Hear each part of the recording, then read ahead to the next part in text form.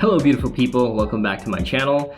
Today I'm going to show you a little cinematic video that I made yesterday using my trusty Canon EOS M100 along with my favorite lens EFM 22mm.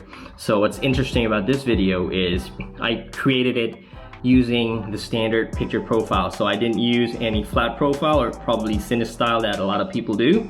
Well, to be honest, I love using those flat profiles, but specifically for this video, I'm just going to show you the kind of video that you will be getting if you, let's say, you know nothing about videography. Your knowledge about videography is really limited, and you just want to make a cinematic video out of the box.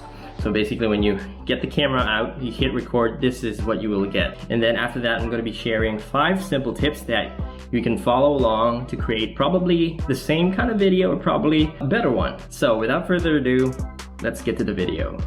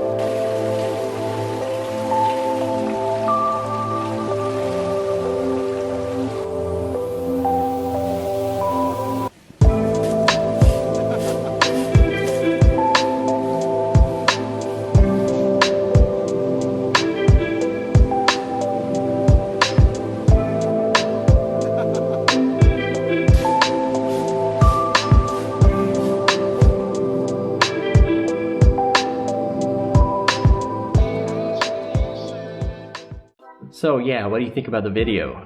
If you like it, or even if you don't, just comment down in the comment section below, okay? So let me just share to you 5 tips on how I made the video cinematic. Okay, so firstly, I shoot in 24 frames per second and I double the shutter speed. So I follow the 180-degree shutter rule. So if I'm shooting in 24 frames per second, that means my shutter needs to be either 1/48th of a second or 1/50th of a second. Yeah, so what that does is it gives you that motion blur that is most natural to the eye, to the human eye, okay? Because if you use a faster shutter speed, like let's say 1/120, probably 1/160th, or probably 1/200th, and over that, I mean, the motion blur is just not gonna look natural. So secondly, always get your exposures right on the get-go. Okay, so when you shoot the video, get the exposure right. Okay, so what I normally do is when I look at the exposure meter, I always shoot like at -0.3 or -0.7. Okay, so you can take a look at that on your on the display of your camera. 0.3 or 0.7. Why? Because I don't want to overexpose, because once I overexpose, you just can't save the video. Okay, it's just gone.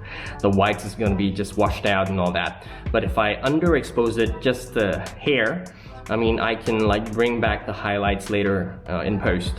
And then thirdly, when you use LUTs, don't overdo it. Okay, so let's say you pick a certain LUT and don't use like 100% value. Okay, you just use like 60% opacity, or probably half of that, like 50%. Well, you be the judge. I mean, if you take a look at your image, and then let's say if you put the LUT value on like 20% opacity or probably 15%, if it already looks good, stop there. Okay, just don't overdo it, because it's just gonna look muggy and it's just not natural. Okay, when you use LUT, don't overdo it. And fourth, use letterbox. Okay, so I use Final Cut Pro 10. So what I do is, if I go to the effect browser, what I do is just type on search letterbox, and it's gonna pop out, and drag and drop that on your clip. And don't forget to choose like 2.35 by 1. Try it out, it's gonna look good. And lastly, the fifth one is use sound effects. because when I shoot with my M100, I shoot the audio, I include the audio as well, because later on, if I want to use it, it's there. If I don't want to use it, I just delete the audio and I still have like good video.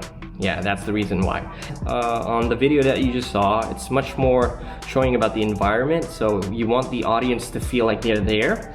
So when I'm shooting, like, let's say the koi pond, you want to hear the water flows, and when I'm shooting like the tiny waterfalls on the koi pond, I want the waterfall sound to be audible. Okay, I want the audience to be able to hear them. Okay, so if you don't have, let's say if you forgot to record the audio for some silly reason, you just go to like YouTube Studio and just search on sound effects, or any website that allows you to download sound effects. It's really essential. And also I use Backtrack, and yeah, I use like YouTube Studios all the time, so I just search the genre cinematic, and yeah, just pick the one that you like. Yeah, so basically that's what I do to make the video cinematic. And again, as you know, I shot in standard mode, so it's just right out of the box, shoot the video, and that's what you get. Just make sure that you get the exposures right on the very beginning. Okay, if you like this video, just give it a like. If you enjoy this kind of content, and probably in the future you want to hear more on music, like music tutorial or probably music cover, subscribe to my channel. Okay, so thank you guys. I'll see you again on my next video. Stay safe. Bye.